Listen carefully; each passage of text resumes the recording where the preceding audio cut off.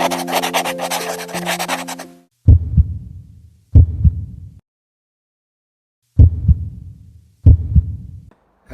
everyone, my name is Ernest and you are now watching V Concept College English. Today we want to continue in a series of 10 videos entitled 100 Commonly Misused Words Used in Wide, Nickel and Jam Lessons and Structure. And we shall be taking on the third part of the series today, which captures words number 21 to number 30. For item 21 on the list, we have round up / round off, resulted to, resulted in, conclusively, in conclusion, continuous, continual, lose, loss, lose, loosed, losing, loosened, lost, lost, undisciplined, undisciplined, indisciplined, indisciplined, proceed, precede, impact, impart. So like we have explained in the part 1 and part 2 of this series, words are very important in English. And when you talk about lessons and structure, there's nothing so dreadful about lessons and structure. It's all about words. The lessons aspect here means what? Words. And then structure talks about usage. I have a video on this, introduction to lessons and structure. In case you have not seen it, I shall post it down below this very video so that you can check it out. In that video, we try to explain that if you want to succeed in English language, you need to understand words. It's something that is possible. The first thing you should note about words is that, okay, for example, these are words now on the board. If you look at round up, round off, resulted to, resulted in. Okay, let me just come to item number 25. For instance, here you have lose, loss, lose. Let me just take the two words here that are perfect homophones. That's lose and lose. If I bring them here and say, these are words, right? You have to know their words, their meanings. What part of speech do they belong? That's the first thing you should note. For example, this lose here is a verb. When I come to this one, lose, what part of speech does this one belong? This word, lose, which has the same pronunciation as this, can be used in two different ways. That is, it belongs to two different parts of speech. So we can say it is a verb and it can as well be used as what? As adjective. So this is the issue. But take note, like I said at the beginning, that the two words have exactly the same pronunciation. So you are going to have lose, lose. That is li, long u, and z. They have the same production. So this is where students get confused in English. That what's going on? Look at these words now have the same sound, and then we are saying that one is a verb and another one can be used both as a verb as an adjective.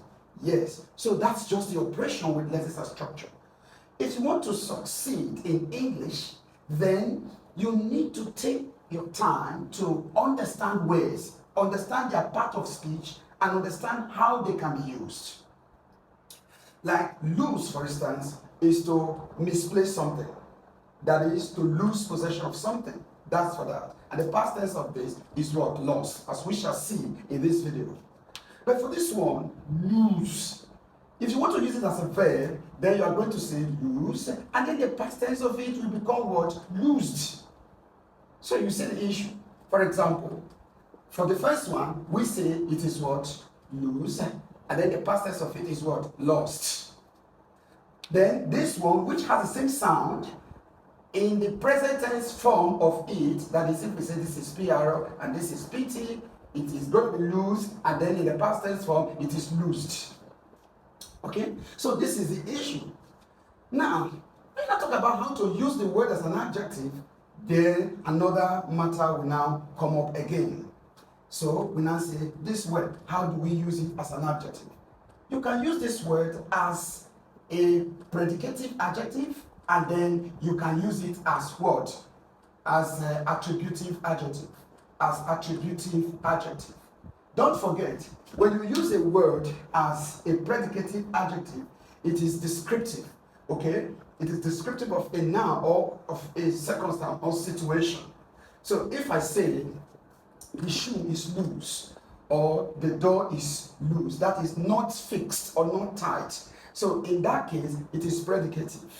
The door is what? Okay, let's use shoe. The first one, the shoe is what? Loose. The shoe is what? Is loose. This is a predicative case or use of loose. An adjective is said to be predicative if it comes after the noun that it is modifying. Then if you say that the door, if you want to use loose as attributive, then you use it before a noun. I can say a loose cap. A loose cap.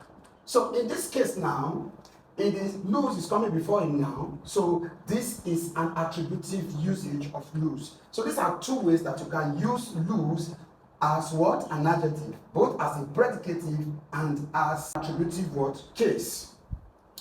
There is again another issue with this word. To prepare your mind, okay, ahead of what we want to do in this video today.